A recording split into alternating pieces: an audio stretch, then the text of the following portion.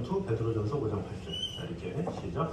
영적 전투 베드로전서 5장 8절. 근신하라 깨어라 너희 대적 마귀가 두루 다니며 삼킬 자를 우는 사자같이 두루 다니며 삼킬 자를 찾나니. 베드로전서 5장 8절 말씀. 아멘. 한 번 더 하겠습니다. 시작. 영적 전투 베드로전서 5장 8절. 근신하라 깨어라 너희 대적 마귀가 우는 사자같이 두루 다니며 삼킬 자를 찾나니. 베드로전서 5장 8절 말씀. 아멘. 자, 근신하라 깨어라 너희 대적 마귀가 우는 사자같이 두루 다니며 삼킬 자를 찾나니.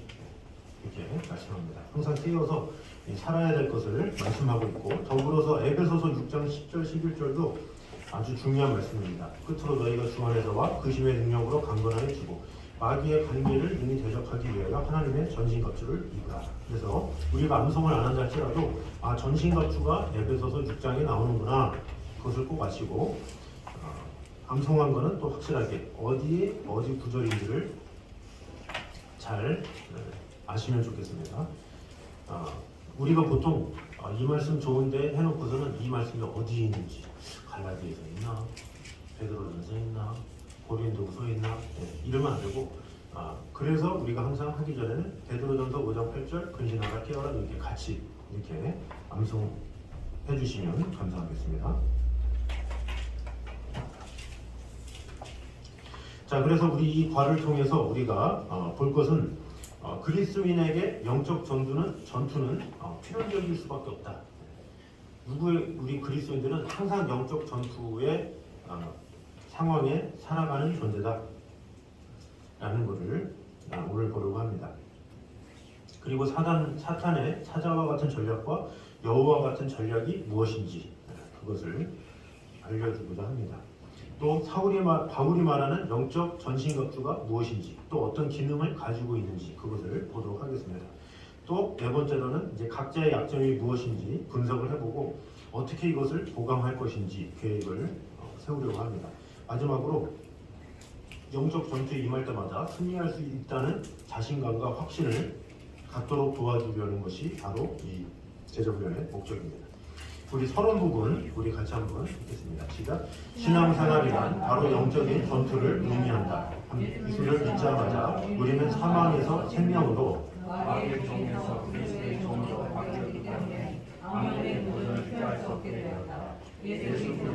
세상을 이기셨기 때문에 마귀는 우리가 정면으로 돌변하거나 다시 옛날의 자리로 끌고 갈 수는 없지만 우리 육체가 지니고 있는 약점을 이용하여 유혹할 수 있고, 경우에 따라서는 세상 사람들을 교만하여 핍박할 수도 있다.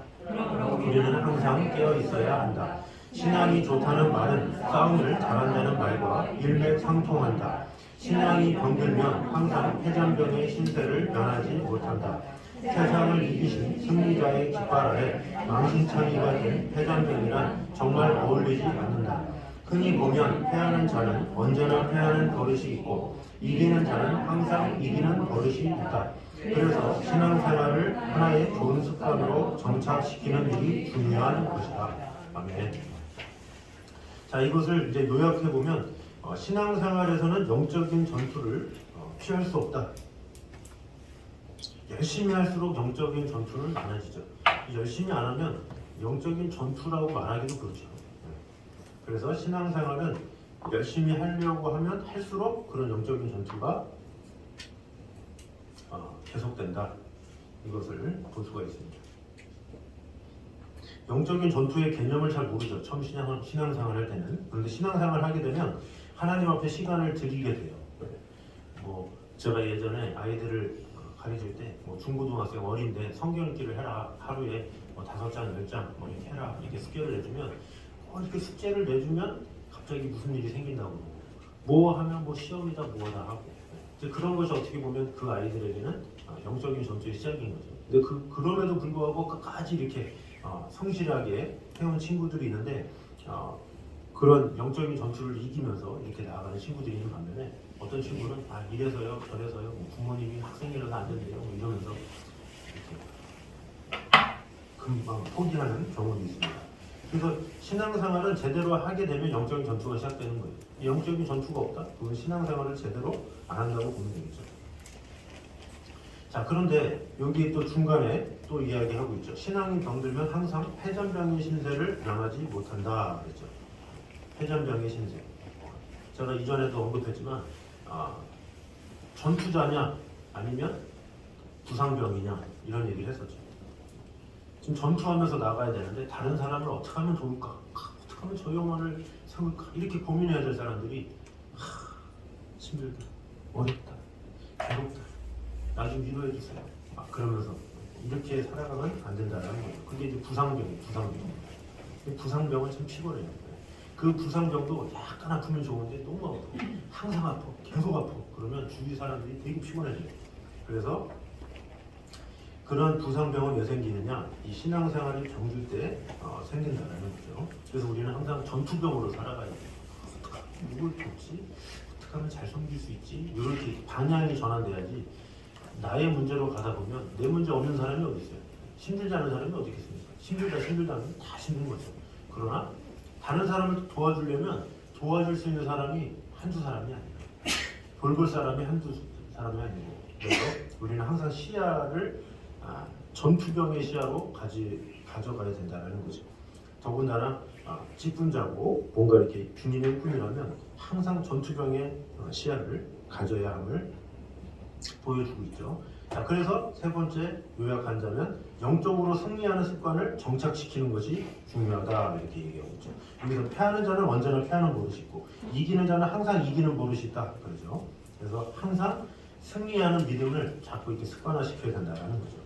같은 신앙생활하는데 누구는 되게 기쁘고 즐겁게 승리하면서 살아가는데 어떤 성도는 똑같은 신앙생활하면서도 힘들어하고 괴로워하고 낙심하고 세상 사람들보다 더 불쌍한 사람들이 많아요. 이게 세상 사람들은 오히려 세상 쾌락을 느끼면서 즐기면서 뭐 그러는데 우리는 세상 쾌락대로 살아가지도 않으면서 영적인 사람임에도 불구하고 패전병과 같다? 이것은 진짜 안타까운 일이죠. 그래서 이 요한계시록에서도 미지근하게 하지 말라. 차든지 덥든지 하라 그러잖아요. 그래서 뜨겁게 마음을 다할 때 우리에게 힘이 생기고 다른 사람에게 에너지를 줄 수 있고 이렇게 할 수 있다는 것을 우리가 알아야 됩니다. 자, 우리 1번부터 한번 보도록 하겠습니다. 자, 1번 문제 한번 읽겠습니다. 시작. 우리가 영적인 싸움을 피할 수 없는 이유를 예수님은 무엇이라고 말씀하시는지 요한복음 15장 18, 19절을 가지고 설명하라. 자, 요한복음 15장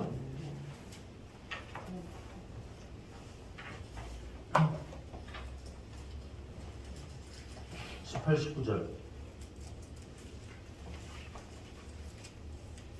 우리 같이 한번 읽겠습니다. 시작. 세상이 너희를 미워하면 너희보다 먼저 나를 미워한 줄을 알라. 너희가 세상에 속하였으면 세상이 자기의 것을 사랑할 것이나 너희는 세상에 속한 자가 아니요 도리어 내가 너희를 세상에서 택하였기 때문에 세상이 너희를 미워하느니라. 아멘. 자, 여기 보면 세상이라는 말이 나오죠. 그리고 너희를 미워하면, 그래서 너희, 세상, 이 단어들이 많이 나오는데 세상과 너희는 각각 누구냐라는 거죠. 이 세상이라는 말은 여기서 세 가지 의미를 가지고 있습니다. 첫째로는 피조물로서의 우주 만물, 그러니까 온 세상, 우리가 보이는 세상, 이것을 가지고 세상이다 이렇게 볼 수가 있는 거예요. 피조물들, 뭐 하나님께서 만드신 모든 것, 이것을 세상이라고 그러죠. 둘째는 뭡니까? 지상에 살고 있는 인간 전체를 말해요. 지상에 살고 있는, 생존하는 하나님께서 지으신 모든 인간을 세상이다 이렇게 말을 하고 있는 것이죠. 하나님이 세상을 이처럼 사랑하사, 거기서 이 세상은 뭐겠어요? 바로 이 세상을 말하는 거죠. 그리고 세 번째, 세상의 개념, 불신자들을 지배하는 악한 영들, 그리고 그들의 지배하에 있는 문화, 이런 모든 것을 세상이라고 해요.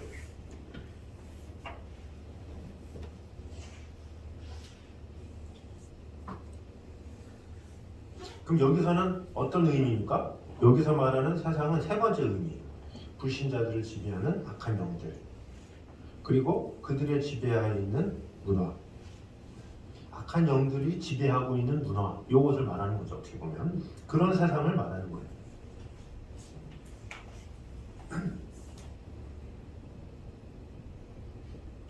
그래서 이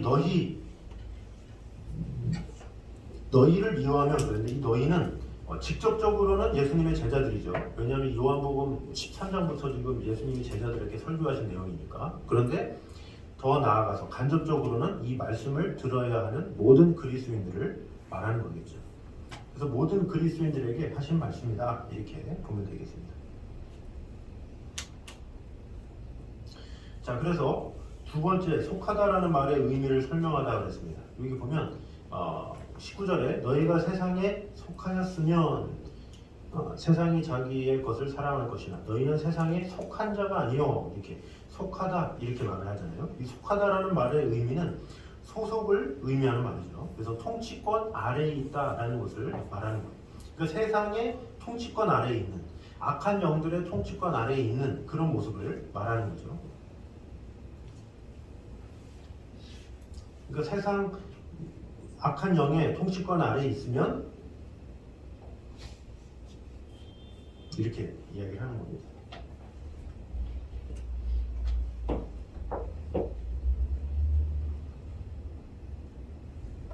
자, 세 번째 보니까 세상이 당신을 미워하는 이유가 있는가? 이유가 무엇인가? 그리고 여기서 미워한다라는 말의 의미를 생각해 보라 했어요. 자, 세상이 우리를 미워할 때가 있죠. 세상이 너희를 미워하면 너희보다 먼저 나를 미워한 줄 알라, 이렇게 말씀하셨는데, 이 미워한다 말의 의미, 자, 우리가 예수님께 속해 있고 세상에 속해 있지 않기 때문에 세상은 우리를 미워하게 되는 거예요. 그러니까 세상은 예수님을 미워하죠. 세상 매체, 세상 악한 영들은 다 예수님을 미워해요. 그러니까 우리도 예수님께 속했기 때문에 우리도 미워한다라는 거죠. 그래서 여기서 미워한다 이 말은 적대적이고 넘어뜨리고 싸움을 걸고 파괴하려고 한다라는 거죠. 그래서 약한 영들은 예수님이나 예수님에 속한 사람들을 넘어뜨리려고 하고 싸움을 걸고 파괴하고 이렇게 한다는 거죠. 자, 4번을 같이 한번 읽겠습니다. 시작. 예수 믿는다는 것 때문에 당신은 세상에서 얼마나 자주 영적 싸움을 경험하는가. 만일 미움도 싸움도 없다면 당신의 소속에 문제가 있다고 해야 할 것이다. 자, 예수 믿는다는 것 때문에 세상에서 얼마나 자주 영적 싸움을 경험하는가. 요즘에는 참 살기가 좋아서 이런 경험이 많지 않죠. 그런데 언제 많이 경험합니까? 가족 안에 예수님을 모르는 가족이 있으면 참 힘들 때가 있어요. 물론 100% 다 맞춰주면 전혀 힘들지 않아요. 같이 예배 안 드리고 어디 놀러 가자 그러면 같이 교회 빠지고 같이 하고 먹고 이러면 아무런 어려움이 없죠. 그런데 우리는 신앙생활을 해야 되고 뭔가 하나님 앞에 최고의 것을 드리고 뭔가 해야 되는데 그게 안 맞잖아요. 이제 그러다 보니까 어떻게 보면 내 사랑하는 가족이지만 어떤 하나님께 속하지 않았기 때문에 그런 영적인 싸움이 지속될 수밖에 없는 거죠. 우리가 최대한 덕을 세우면서 이렇게 마음을 다하겠지만 그래도 뭔가 이렇게 하나님 중심으로 살려고 그러면 아무래도 이 100%다 이렇게 균형을 맞추면서 할 수가 없는 거죠. 그래서 당연히 그런 어려움에 속할 수밖에 없고 영적 싸움을 경험할 수밖에 없어요. 그러니까 내 사랑하는 가족들을 어떻게 하면 전해야 되는데 그런 늘 고민을 하고 시도를 하고 마음을 다하면 영적 싸움이 항상 있어요. 그런데 그냥 언젠가 돌아오겠지 뭐 그러면서 그냥 편하게 그냥 아무 말도 안 하고 신앙생활에 대해서 아무 말 안 하고 예수님에 대해서 아무 말 안 하고 그냥 시간아 지나라 변화가 되겠지 뭐 이런 식으로 하면 아무런 이제 변화가 없겠죠. 내 자신이 자꾸 시도도 하고 여보 우리 한번 가야지 뭐 이렇게 하면서 말씀이라도 한번 건네고 뭔가 이렇게 뭐 다니엘 기도회가 있으면 우리 한번 같이 한번 볼까라든지 뭔가 좀 그런 게 있어야 왜 그래 막 그러면서 뭔가 이렇게 그 안에 이제 그런 게 있는데 아유 이 사람이 뭘 듣겠어 뭐 이런 식으로 포기하고 내 자녀가 다 컸는데 뭘 듣겠어 이러면 서로 몸은 편하겠지만 그런 영적인 싸움이 전혀 없다는 거죠. 또 밖에서도 그래요. 이게 우리가 전도를 안 하잖아요. 그러면 아무런 방해를 받지 않아요. 근데 우리가 전도하려고 하고 뭔가 이게 힘을 내서 뭔가 하려고 그러면 또 여러 가지 안 좋은 일들이 있죠. 우리가 뭐 내년에는 뭐 도서관 이름으로 뭐 전도도 하겠지만 뭐 이전에 뭐 교회 이름으로 아파트나 이런 데 가서 하면 어떻게 돼요? 전화가 와요. 왜 이렇게 하냐? 근데 안 할 수 없잖아요. 그거를 전도는 해야 되겠고 뭔가 이렇게 하면 여러 가지 부딪힘이 있는 거예요. 근데 그게 그리스도인으로서 당연한 거라는 거죠. 아무것도 안 하고 아무 일도 안 하면 세상하고 부딪힐 일이 없는 거예요. 그래서 예수님을 믿는다고 하면서도 어떤 싸움도 없고 아무것도 없으면 영적인 그런 거에 아무런 문제가 없다 그러면 내 소속이 어디 있는지 생각을 해보고 내가 어떻게 안 믿는 사람들에게 대하는지를 한번 생각해 봐야 될 필요가 있다는 거죠. 이건 절대로 부딪히라는 게 아니에요. 이렇게 세상에 속한 사람들에게 막 부딪혀서 막 강하게 하라는 게 아니라 아무리 섬기고 사랑해도 세상은 되게 민감하게 반응하기 때문에 이렇게 할 수 있는 거죠. 자, 두 번째입니다. 마귀의 활동과 도전에 대해서 이제 베드로전서 5장 8, 9절의 말씀은 무엇이라고 경고하는가 이렇게 말하고 있습니다. 우리 베드로전서 5장 8절과 9절 우리 같이 한번 읽겠습니다. 시작. 근신하라 깨어라 너희 대적 마귀가 오는 사자같이 두루다니며 삼킬 자를 찾나니 너희는 믿음을 굳건하게 하여 그를 대적하라. 있는 너희 형제들도 동일한 고난을 당하는 줄을 아니라. 자, 여기서 이 마귀를 우는 사자에다 비유한 것은 어떤 의미가 있다고 생각하는가 했어요. 이 사자는 어떻습니까? 이 동물의 왕이잖아요. 그래서 무서운 외모를 갖고 있고 막강한 힘이 있고 빠른 순발력이 있죠. 근데 그 사자의 모습 중에서도 가장 무서운 게 우는 사자라고 해요. 우는 사자. 왜? 먹이를 잡아먹기 위해서 호시탐탐 이제 기회를 엿보다가 소리 질러 먹이를 공포스럽게 만들어요. 그러니까 배고프니까 어때요? 울면서 이러면서 있다라는 거죠. 그러면서 어떻게 하면 먹이가 있나 없나 살피는, 그러니까 참 무서운 사자의 모습. 바로 야고보는 이런 사자의 모습이 우리를 잡아먹으려는 사탄과 비슷하다 이렇게 베드로는 이렇게 생각을 했죠. 베드로는 그렇게 해서 이제 이렇게 비유를 한 것이죠. 자, 우는 사자와 같은 사탄의 전략에는 어떤 게 있겠습니까? 우리의 신앙을 직접 핍박하고 박해하고 뭐 이런 게 있겠죠. 베드로전서 이때만 해도 로마 황제를 통해서 얼마나 많은 핍박과 어려움이 있었습니까? 근데 이게 겉으로 보이는 것만 사단의 공격이 아니죠. 아까 이 람 목사님이 설교했던 뭐 죄책감, 두려움 뭐 이런 것들도 다 사단이 주는 거예요. 그리고 버림받은 마음, 실패, 좌절, 상처 이런 거에 눌리는, 상당히 사람을 우울하게 만드는. 근데 우울증이 어떻게 보면 이 사단의 역사는 사실. 그게 참 우리가 연약하기 때문에 그런 증상도 생기는데 그런 마음을 사실 하나님께서 주겠어요. 하나님께서는 너희가 강건하여라, 힘을 내라 이렇게 힘을 주시는 분이 하나님이신데 사단은 억누르는 게 사단이에요. 넌 못해, 넌 힘이 없잖아, 네가 뭘 할 수 있겠어, 그러면서 우리를 자꾸 억누르고 씨 빠지게 하고 죄책감 갖게 하고 이렇게 하는 거예요. 그래서 신앙생활하는 분들 중에 이렇게 눌려있는 분들이 상당히 많이 있어요. 우는 사자에게 계속 당하는 거죠. 그래서 우리 마음을 공격하는 거, 이게 참 무서운 거예요.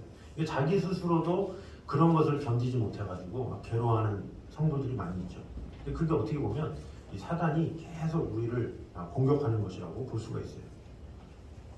두려운 마음 가지는 사람은 사단이 더 자라서 더 두려운 걸 더 주고, 실패, 좌절 뭐 이런 거에 대해서 비통해하는 사람은 사단이 그 약점을 아니까 계속 실패, 좌절감 이런 걸 계속 줘가지고 사람을 엄청 낙심케 하는 거예요. 그러니까 예수님을 믿는다고 하면서도 자살을 하게 되고 막 그런 거예요. 그걸 이겨내지 못하는 거죠. 오늘 사자같이 사단이 계속 그렇게 공격을 하기 때문에.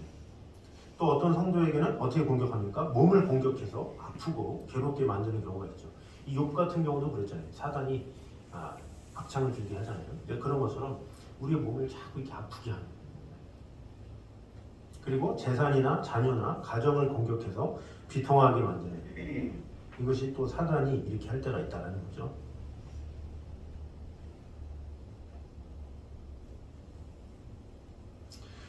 자, 두 번째 우리 한번 읽겠습니다. 시작. 마귀가 항상 사자처럼 행동하는 것은 아니다. 고린도후서 11장 14, 15절과 요한계시록 20장 1절을 참고하여 마귀의 전혀 다른 개성을 찾아보라 그랬습니다. 자, 고린도전서 후서 11장 14절 15절 되게 중요한 말씀이죠. 고린도후서 11장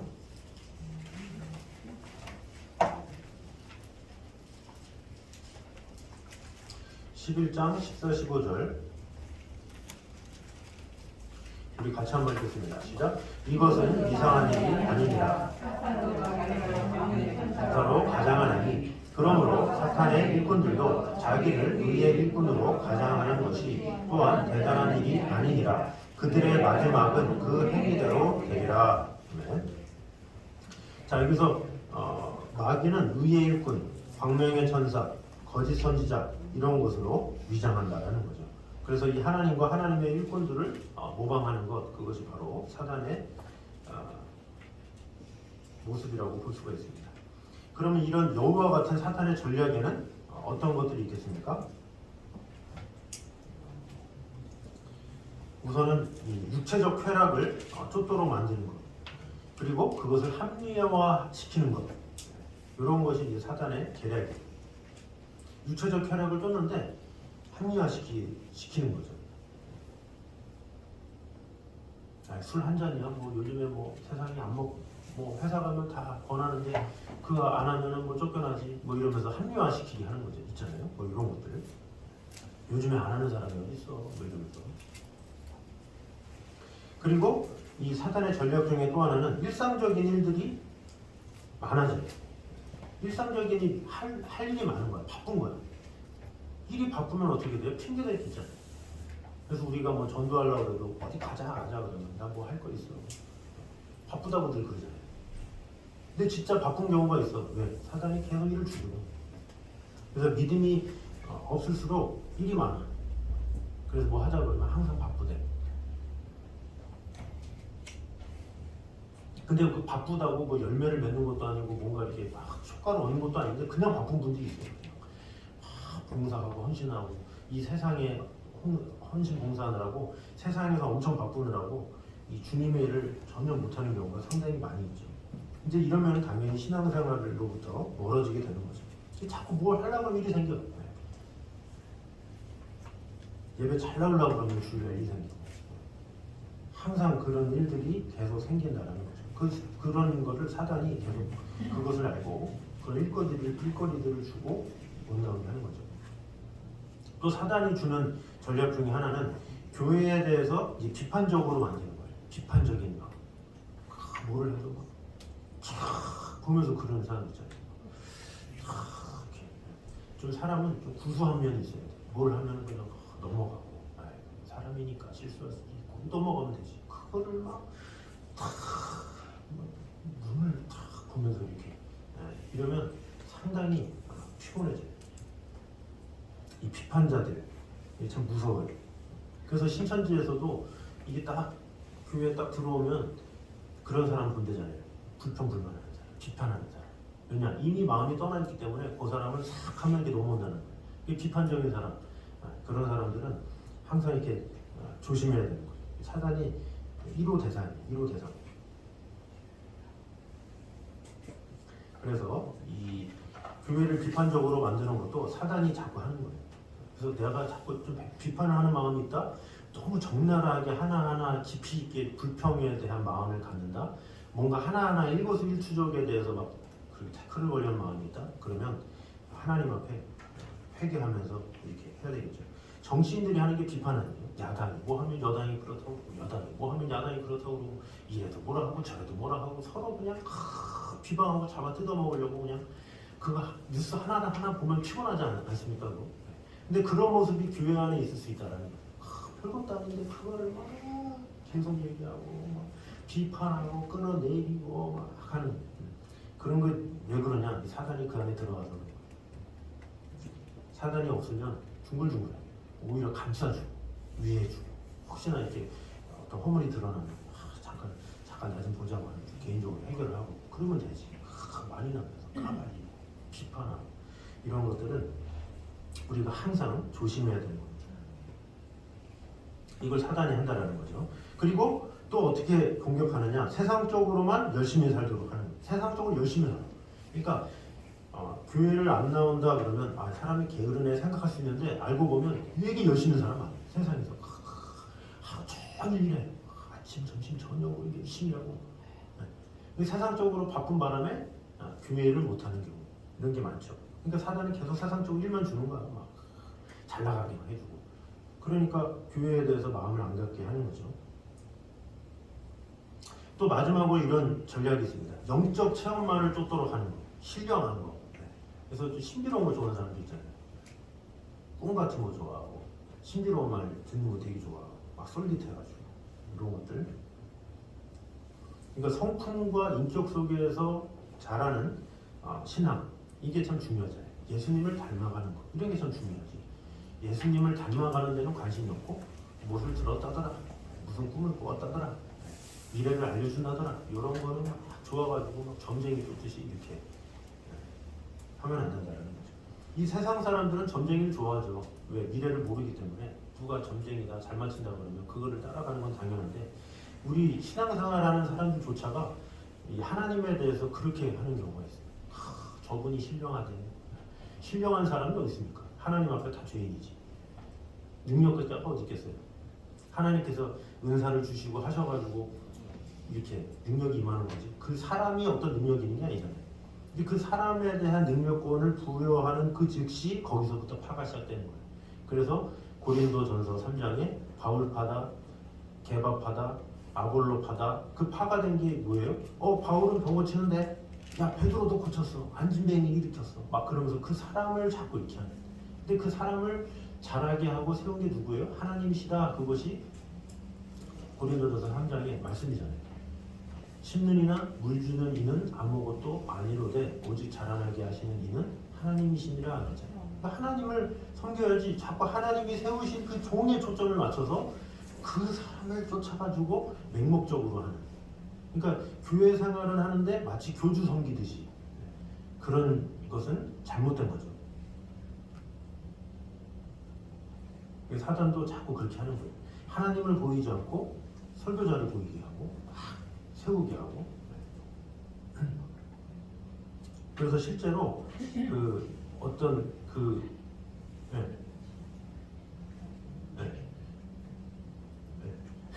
어떤 그 교회에 그 목사님이 한 가수였어요.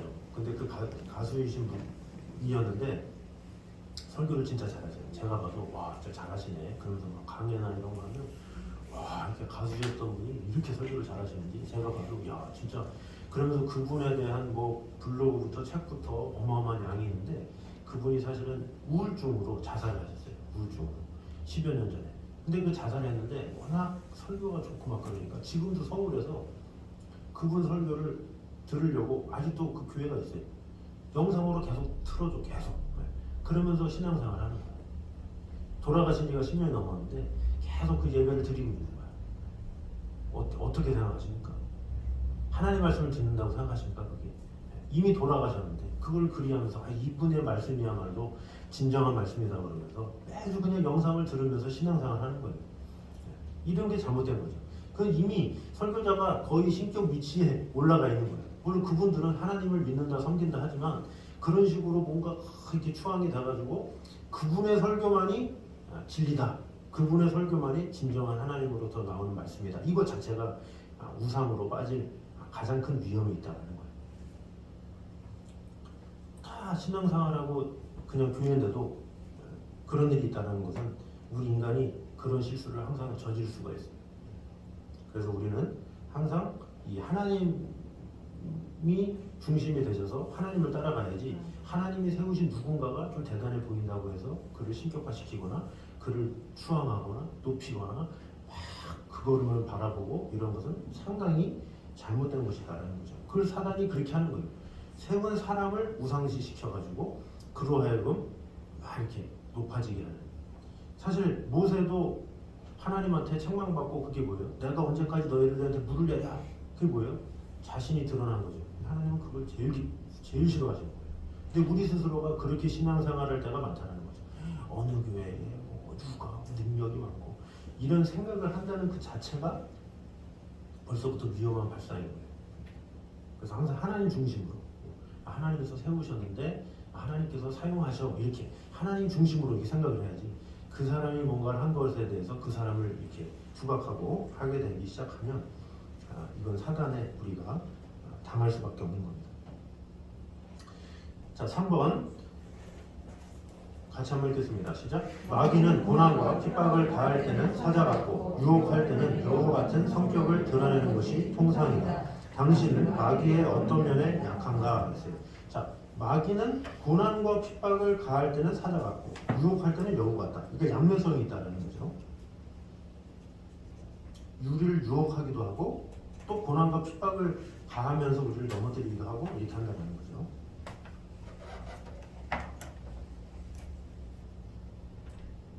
그래서 어떤 사람은 유혹에 약한 성도가 있고 어떤 성도는 핍박이나 고난에 약한 성도가 있죠. 핍박받고 고난받는다고 신앙생활이 막 세워지고 이렇지 않아요. 저도 이렇게 보면 핍박하고 어려움이 있으면 에이 됐어 하나님 믿는다 되는 것도 없네 막 그러면서 아예 떠난 사람 많아요. 그래서 이 마태복음 13장에도 가시떨기 재리와 염려에 휩싸여서 말씀을 결실치 못한 자요 이렇게 나오잖아요. 그러니까 저 사람들 아직 고난이 없어서 그렇지 어려움이 있으면 하나님 찾겠지. 근데 그렇지 않은 경우도 더 많다라는 거죠. 오히려 고난과 걱정과 염려가 많으니까 아유 이거 뭐 교회 다녀도 이거 아무것도 없는가 보다 하면서 이렇게 떠나는 경우도 있다는 거예요. 그러니까 그런 약함이 있기 때문에 사단은 자꾸 이렇게 고난을 주는 거야. 어려움을 자꾸 줘. 그 사람한테. 왜? 그게 약하니까. 그래서 몇 번 이렇게 넘어지다가 에이 나 신앙생활 안 해 그러면서 포기하는 경우가 있어요. 절로 가자 그러면서 이렇게 종교를 그렇게 막 쉽게 바꾸는 사람들도 많죠. 그래서 절에 가서 했는데 또 핍박과 어려움이 없었는데 교회 갔더니 핍박과 어려움이 없었더라. 그래서 난 교회 신앙생활 했다. 이렇게 신앙생활 이렇게 또 얘기하는 사람도 불안해. 그 사람도 교회 신앙생활하면서 어려움과 핍박이 있으면 또 떠날 거 아니에요. 또 그럼 또 천주교 갈 거 아니에요. 또 성당 다닐 거 아니에요. 우리가 사는 동안은 계속 어려움과 그런 게 있는데 자꾸 그런 거를 자신의 믿으면 무조건 잘 된다는 식으로 샤머니즘 쪽으로 이렇게 가는 거. 이게 잘못된 거죠. 또 어떤 분들은 유혹에 약하고 이 세상에 약해가지고 친구에 약해가지고 이렇게 떠나게 되는 중. 이 마귀가 그렇게 한다는 거죠.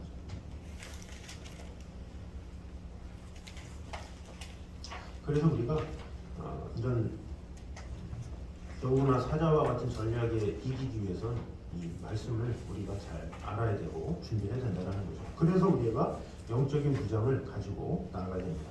자, 에베소서 6장 상당히 중요한 말씀이죠. 우리 에베소서 6장을 한번 보도록 하겠습니다. 에베소서 6장 10절에서 18절 아주 중요한 부분이죠. 10절에서 18절 교독하도록 하겠습니다. 끝으로 너희가 주 안에서와 그 힘의 능력으로 강건하여 지고 마귀의 관계를 능히 대적하게 하여 하나님의 자신과 얻으리라. 우리의 씨름은 혈과 육을 상대하는 것이 아니요 통치자들과 권세들과 이 어둠의 세상 주관자들과 하늘에 있는 악의 영들을 상대합니다. 그러므로 하나님의 전신과 그를 피하라. 이는 악한 날에 너희가 능히 대적하고 모든 일을 행하기에 힘쓰게 하리라. 그런즉 서서 진리로 너희 허리띠를 띠고 의의 호심병을 붙이고 평안의 몸에 지병하고서 신을 신고 모든 것 위에 믿음의 방패를 가지고 이로써 능히 악한 자의 모든 불화사를 소멸하고 구원의 투구와 성령의 검 하나님의 말씀을 받으라. 18절 같이 읽겠습니다. 모든 기도와 간구를 하되 항상 성령 안에서 기도하고 이를 위하여 구하기를 항상 힘쓰며 여러 성도를 위하여 구하라. 아멘. 자, 여기 보니까 이 전신갑주를 입어야 할 두 가지 이유, 10절과 11절을 뭐라 그럽니까? 강건해지기 위해서,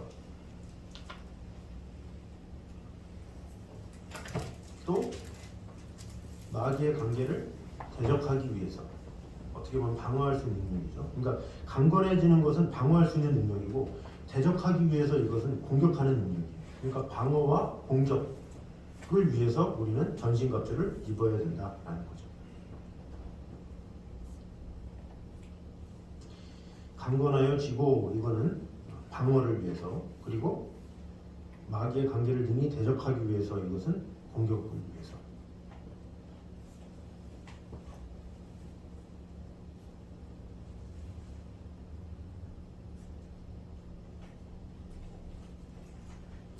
자, 다음에 예를 드는 인물들은 어디에 무장이 소홀하여 당하고 말았는지 간단히 대답하라 그랬습니다. 자, 베드로는 우리 다 말씀을 쓰셨죠? 시험에 들지 않게 깨어있어 기도하라 이렇게 말씀하시죠. 베드로는 기도에 소홀했다라는 거죠. 기도하는데 좀 약점이 있었던 인물이었다 이렇게 보면 되겠습니다.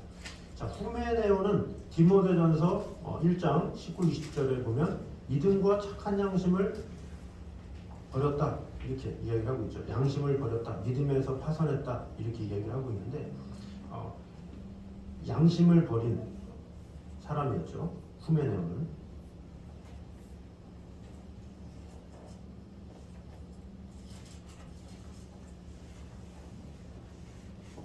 믿음과 착한 양심을 가지라. 어떤 이들은 이 양심을 버렸고 그 믿음에 관하여는 파선하였느니라. 그 가운데 후메네오와 알렉산더가 있으니 내가 사탄에게 내준 것은 그들로 훈계를 받아 신성을 모독하지 못하게 하려 함이라. 그 양심을 버렸다는 거예요. 자, 그 다음에 데마가 있죠. 디모데후서 4장 10절에 보면 데마는 이 세상을 사랑하여 세상을 나를 떠났고 이렇게 얘기하고 있죠. 그러니까 유혹을 견디지 못했던 것이 바로 데마의 모습이라고 볼 수가 있어요. 세상을 너무 사랑하는 거예요. 이거 신앙생활하면서도 세상을 사랑하는 사람이 되게 많이 있어요. 그런 유혹 때문에 떠나게 되었다는 거죠. 자, 그래서 3번에 위의 인물들의 허점을 보면서 당신은 어떤 생각이 드는가? 당신이 가장 소홀하다고 생각하는 것은 어느 면인가? 그랬어요. 기도, 또 양심, 유혹, 요거 중에 자신의 약한 것은 무엇인지를 한번 돌아보라는 거죠. 자, 그래서 4번에 이제 본문에서 바울은 로마 군사가 하고 다니던 무장을 예로 들고 있다고 했어요. 자, 호신용으로 14, 15절에 그리고 17절에 이렇게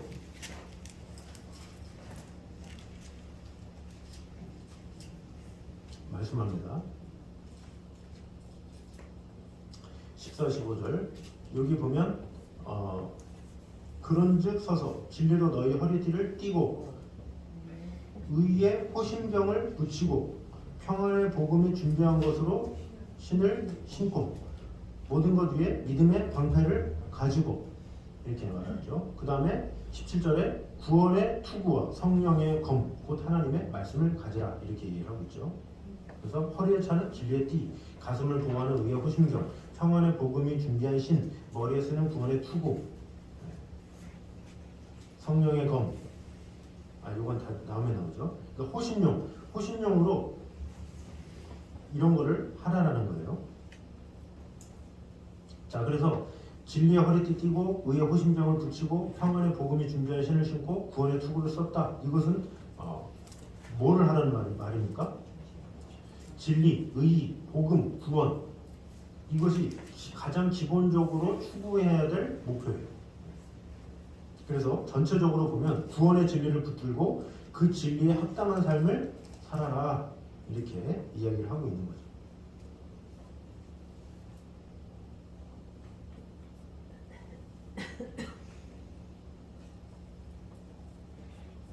이거를 기본적으로 하고 있고, 그 다음에 방어용으로 필요한 게 16절이죠. 모든 것 위에 믿음의 방패를 가지고 이렇게 얘기하고 있죠. 믿음의 방패. 자, 믿음의 방패를 가진다라는 말은 무엇을 하라는 말입니까? 신앙 고백에 필요한 믿음, 그것뿐만 아니라 그리스도 안에서 우리의 신분에 대한 믿음, 또 하나님의 선하심에 대한 신뢰, 하나님의 돌보심에 대한 확신, 또 하나님을 위해 담대하게 헌신하는 믿음, 이런 걸 말하는 거예요. 자, 다시 한번 신앙 고백에 필요한 믿음뿐 아니라 그리스도 안에서의 우리의 신분에 대한 믿음. 하나님께서 내게 직분을 주셨지. 하나님께서 나로 하여금 그리스도의 제자로서 살게 하셨지. 이런 믿음. 그죠? 그리고 하나님의 선하심에 대한 신뢰. 하나님의 선하심. 하나님은 선하십니다. 이것도 믿음이에요. 어떤 일이 닥쳐도 그래. 그래도 하나님은 옳으십니다. 하나님은 선하십니다. 하나님은 의로우십니다. 이건 믿음이 있어야 되는 거예요. 그리고 하나님의 돌보심에 대한 확신. 하나님께서 나를 돌보십니다라는 확신이 있어야 된다. 이것이 믿음의 방패예요.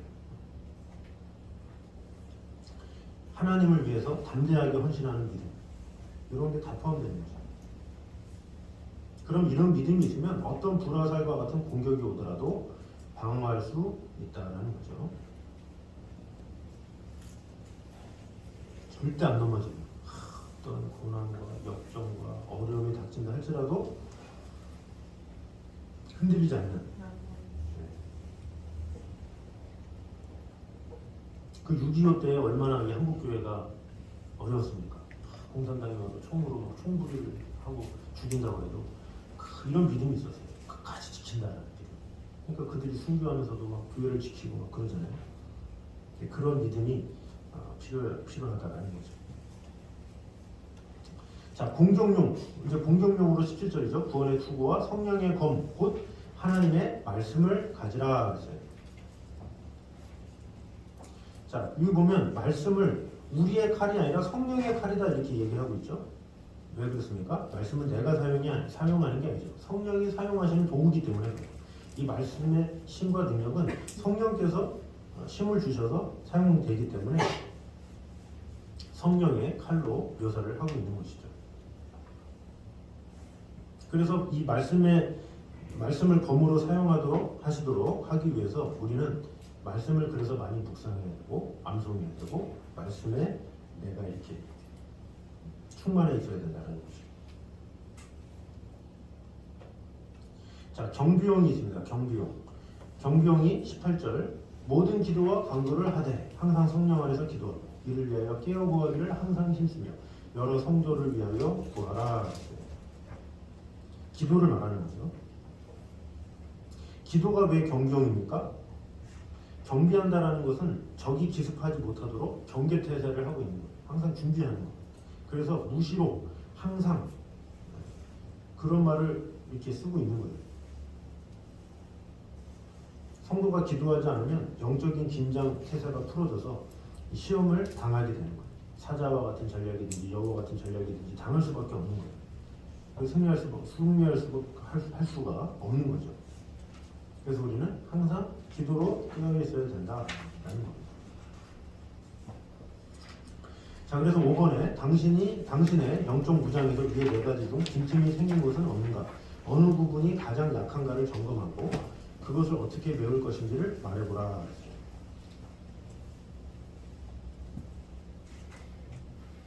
자, 이 모든 무장 중에 뭐 하나 중요하지 않은 게 없죠. 정리해보면 기도생활, 역순으로 보면 기도생활, 말씀생활, 또 복음의 진리에 합당한 생활, 믿음의 생활, 이런 4가지가 필요하다는 거죠. 다시 한번 기도생활, 말씀생활, 복음의 진리에 합당한 생활, 믿음의 생활, 균형 있게 이렇게 이루어져야 되겠죠.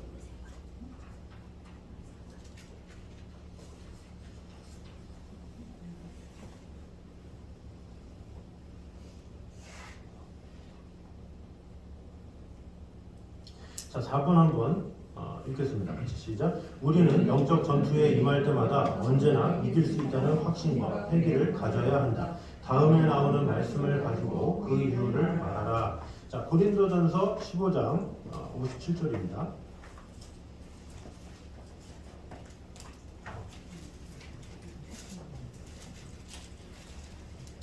고린도전서 15장 57절.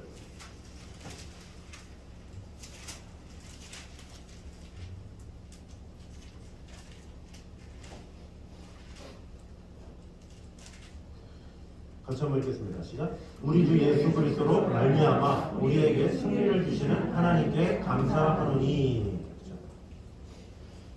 자, 왜 우리는 예수 그리스도로 말미암아 이기게 됩니까? 예수님이 이미 사탄과의 싸움에서 승리하셨기 때문에 그렇죠. 그래서 우리는 그분의 시야에 있는 군대이기 때문에 주님이 이겨놓은 싸움을 하고 있는 거예요 지금.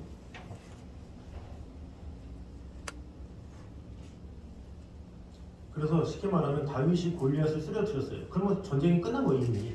그런데 거기서 이스라엘이 야 그러면서 나머지 군사들을 막 이렇게 공격하고 그런 거죠. 골리앗 하나만 쓰러지면 전부인데 지금 하나님께서 사단을 이미 무너뜨린 거예요. 우리는 그 잔당들 가지고 그냥 한다라고 보면 되겠죠. 그래서 이미 우리는 승리가 보장된 싸움을 하고 있다라는 거죠.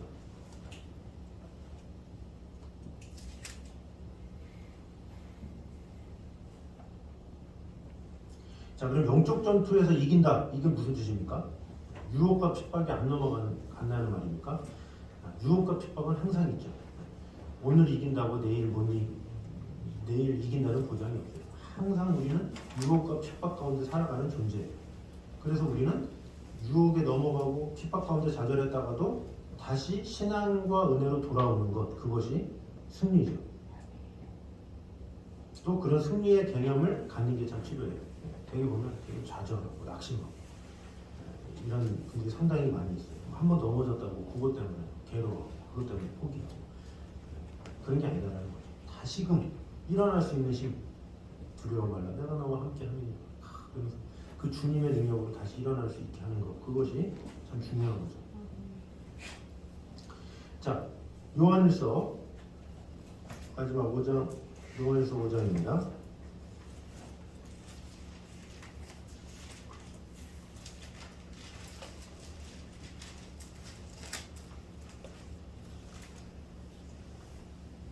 요한일서 5장 4절과 5절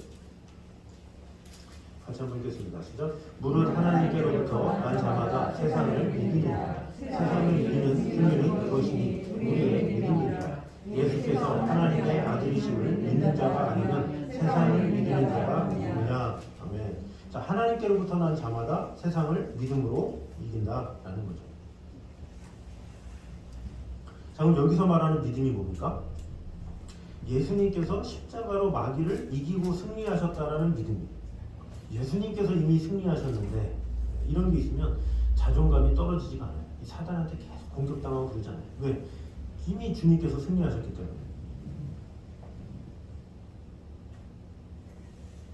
그리고 또 어떤 믿음이겠습니까? 이미 마귀의 지배에서 자유하고 예수님께 속한 존재가 되었다라는 믿음. 나는 하나님의 자녀야. 나는 크리스찬이야. 이런 거에 대한 믿음. 또 어떤 믿음입니까? 하나님이 우리를 사랑하셔서 보호하시고 선한 길로 이끄신다는 믿음.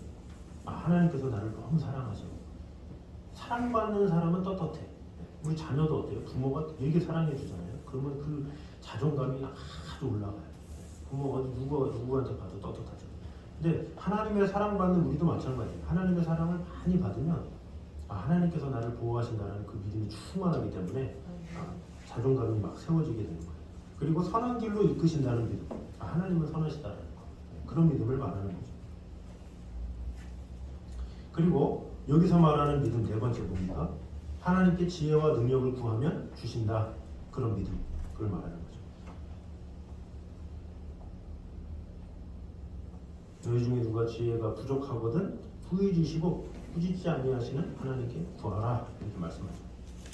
하나님이 지혜 있으시고 진정한 능력이 있으시기 때문에 우리가 구하기만 하면 하나님께서 가장 좋은 걸 주시는데 그것도 믿음이죠. 믿음이 있어야 하나님께 계속 구하는 거예요. 하나님 지혜와 총명을 허락하여 주시옵소서. 이렇게 간구해야 된다는 거죠.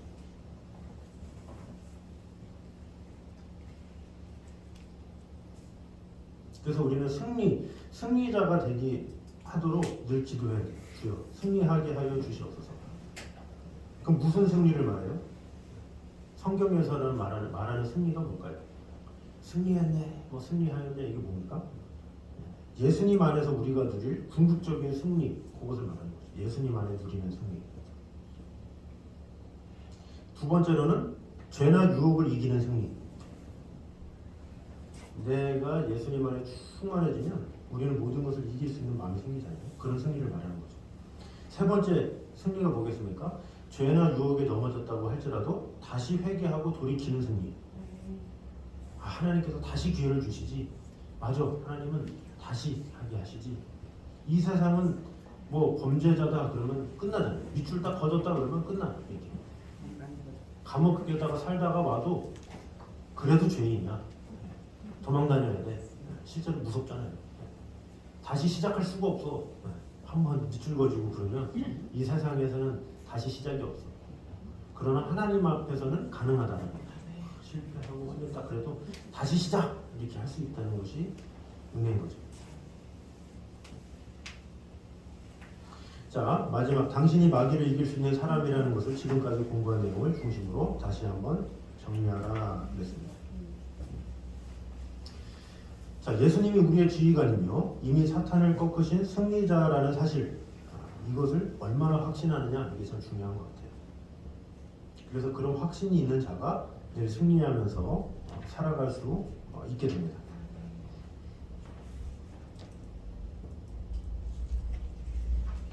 그래서 우리는 신앙생활 하면서 자꾸 나라는 존재에 습관이 돼서 나는 못해, 뭐 나는 해, 자꾸 이렇게 나는으로 가는데 그게 아니에요. 예수님은 나를 하실 수 있도록 하시지. 네. 나에게 능력을 주시지. 이렇게 바뀌어야 돼요.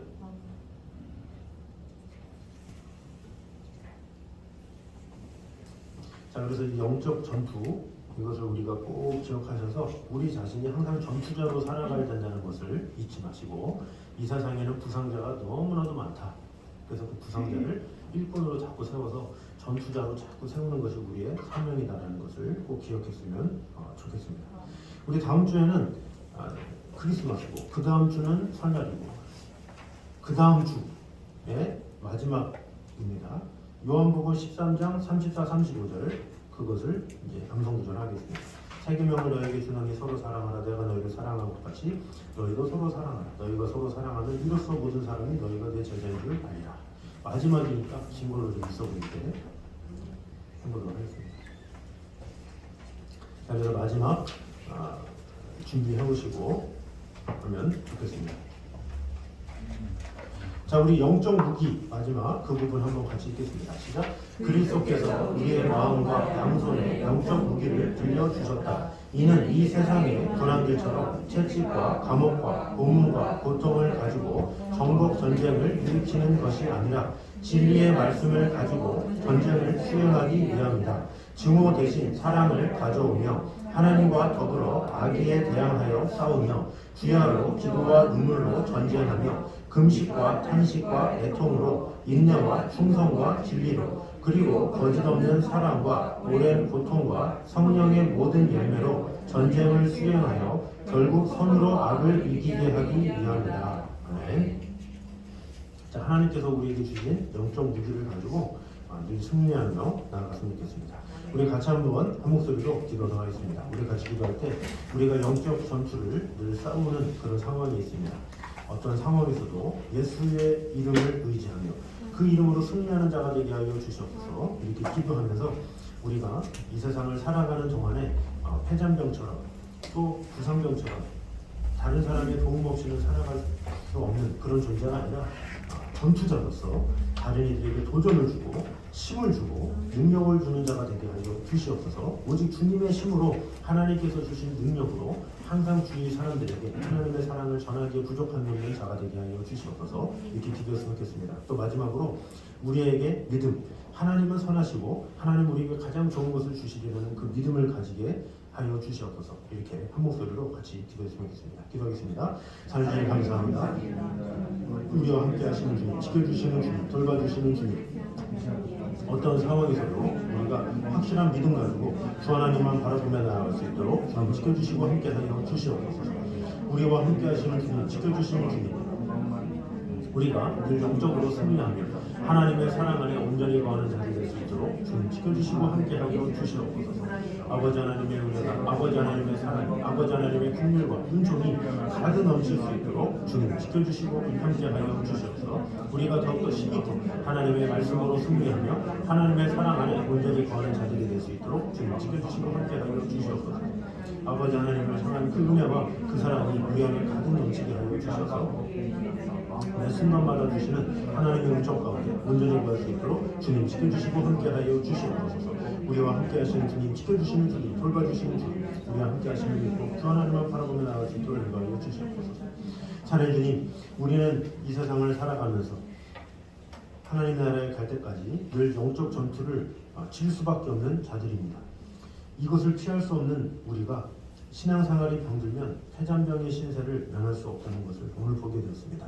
하나님께서 우리에게 주신 사명 가지고 우리는 승리자로 또 전투자로 살아갈 수 있도록 인도하여 주셔서 오히려 다른 사람을 세우는 자, 다른 사람을 믿음으로 일으켜 세우는 자가 될 수 있도록 인도하여 주셔서 나로 말미암아 다른 이들이 같이 낙심하는 것이 아니라 나로 말미암아 다른 사람들의 신앙이 온전히 세워지며 나로 말미암아 다른 이들이 예수 그리스도를 제대로 아는 귀한 일들이 일어날 수 있도록 축복해 주시고 함께하여 주시옵소서. 또 우리가 영적인 전신갑주를 입고 믿음으로 승리하며 나아가는 성도들이 될 수 있도록 인도하여 주시옵소서. 그러니까 영적 전투에 임할 때마다 우리가 승리를 해야 됩니다. 그러나 그 승리할 수 있는 이런 모든 것은 내가 무엇을 해서가 아니요 오직 주님의 은혜로만 가능한 것임을 보게 되었습니다. 오직 예수 그리스도의 이름만 의지하오니 그 이름으로 늘 승리하는 성도들이 되게 하여 주셔서 어떤 상황에서도 나는 연약하고 나는 부족하고 나는 할 수 없으나 오직 주님께서는 하실 수 있습니다. 또 하나님은 선하십니다. 하나님은 완전하시며 하나님은 나에게 가장 좋은 길을 주십니다. 라는 믿음을 가지고 주 하나님만 바라보며 나아가는 성도들이 될 수 있도록 주님 함께하여 주시옵소서. 우리가 신앙생활하면서 나 자신만을 돌아보는 신앙을 이제는 뛰어넘어서 내 주위의 영혼들을 볼 수 있는 시야를 허락하여 주시옵소서.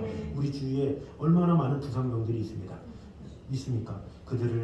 그들에게 손을 내밀고 그들이 하나님의 사랑 가운데 거할 수 있도록 더욱더 사랑하고 섬기며 돌볼 수 있도록 주님 지켜주시고 함께하여 주셔서 그들 모두가 같이 전투병이 되어서 하나님의 나라의 확장을 위해서 마음을 다하는 귀한 역사가 일어날 수 있도록 지켜주시고 함께하여 주시옵소서. 이제는 우리 주 예수 그리스도의 은혜와 아버지 하나님의 부활하신 사랑과 성령님의 교통하심이 늘 우리와 함께 계심으로 말미암아 이 영적 전투에서 늘 싸워 이기며 오직 주 예수 그리스도로 말미암아 승리하게 힘쓰기 원하는 이 자리에 있는 모든 성도들 위해 이부터 영까지 함께 있기를 간절히 축원하옵나이다. 아멘.